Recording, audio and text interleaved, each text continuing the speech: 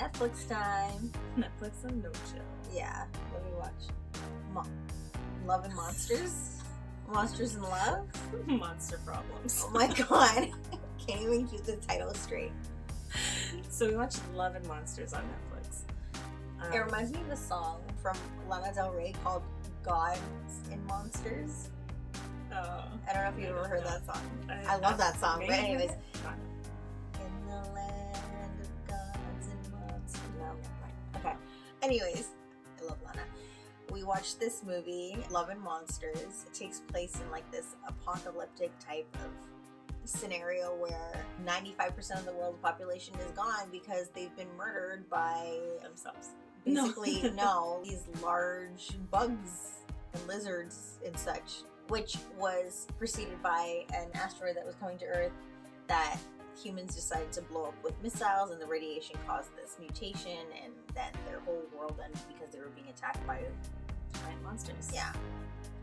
Godzillas. Yeah, so this guy, like basically everybody in the world who did survive is in a bunker, trying to live out their whatever it is of existence they have left. And this guy, his girlfriend ends up in a different bunker than him, and when everything was going down, they were teenagers, and Young love. yeah. So then when the movie's actually taking place, it's like 7 years later, and he's trying to find this long lost girlfriend of his who's in another bunker that he's been speaking to. But he also doesn't know if she's alive. Well, he didn't know she was alive originally. Yeah. So then eventually he figures out she's alive, and he's like, oh, I'm gonna go find this girl.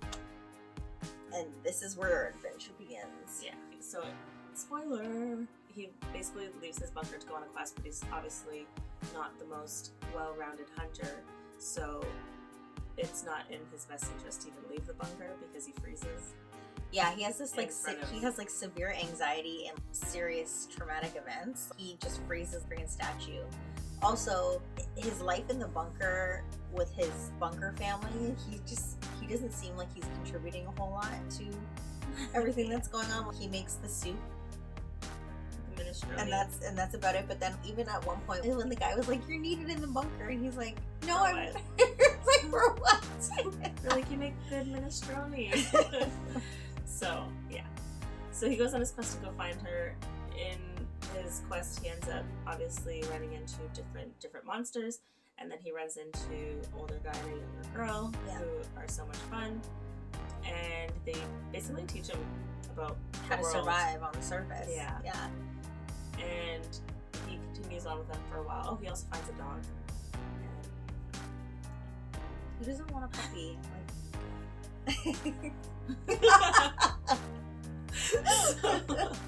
Not that I don't like dogs or any animals, it's just so much work. I don't care for the work. So he finds whatever, he learns how to survive, and then he ends up parting ways with the cute little duo and finds his way to the other, I guess, stronghold, where he sees his girlfriend, whatever, who is not interested anymore. And then there's the end. We'll just leave the end to your own whatever. There's growth. We'll say there's growth. Yeah, there's definitely a character arc there. We were talking about it earlier. Like that's one of the things that I liked about this, is that you can see the growth in his character from the beginning of being like a complete and utter like useless kind of person to somebody who finds himself, and he like has like basically becomes he basically ends up with purpose. And he becomes a hero. Mm-hmm. I loved it because the way that they've made it, I actually thought that it was based on a comic book, just the way everything was. They did the movie, so it was just fun and airy for me. I didn't think too much into his story arc. That's my mind just goes to these places. Like I just think about things. I was like, oh, that's so much fun. That's so much fun. Oh, haha, they're funny. It definitely had laughing moments. Yeah. It's kind of like, I don't know what to compare it to. I was saying originally, which is a kid's movie, it was that movie with The Rock and those two kids, and it's like Race to Whatever Mountain. And because it's just fun, and anything that The Rock's in is fun, and like, you laugh, and, so I kind of compared it to that, but I don't know if that's the best comparison. didn't watch that. I didn't. But the thing that I liked about this, it wasn't a kids movie. Yeah. It wasn't a kids movie, but it wasn't exactly a teen movie, like just for teens either. And I like that it wasn't sexual heavy. Yeah, I find that a lot of content that's out these days is very like, sexually oriented. Everybody's having sex with somebody. There's gratuitous sex scenes everywhere for everything, and it's nice and refreshing to watch something and not have that be the focal point of the show.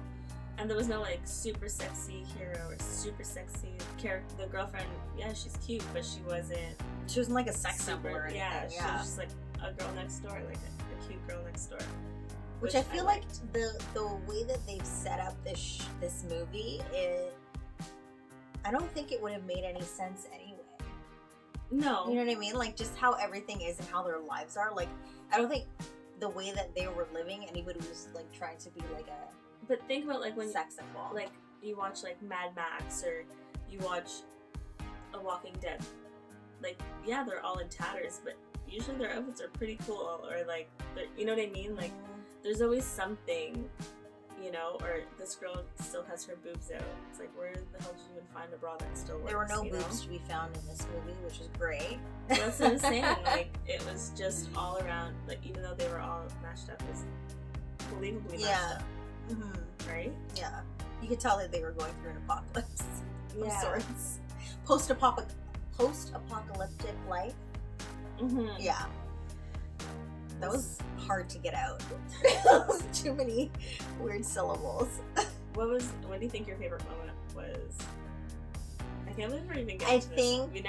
We never get to say what was your favorite moment. Because we're watching these documentaries and we're like, what the hell? Like, what is this information? I think my favorite part of the movie was probably either when he saved his dog from that thing. Like, you know, because the reason why is because that was when you saw that, oh my god, there's going to be a character switch here, like a growth, because leading up to that point, he was very, like, we were talking about the whole Frozen thing, where anytime in the movie where he was met with any kind of life-threatening situation, he basically froze and started to cry. When this happened, he started to do that, but then I think that when he saw that this insect type being was going to essentially eat his dog, he kind of just had this thing kick in where he was like, no, I'm not doing this. Like, I need to do something. I gotta save my dog. And then he like shot at this thing, this bug, and he saved his dog from death. And like, I was happy to see that because I was like, oh my god, he found it.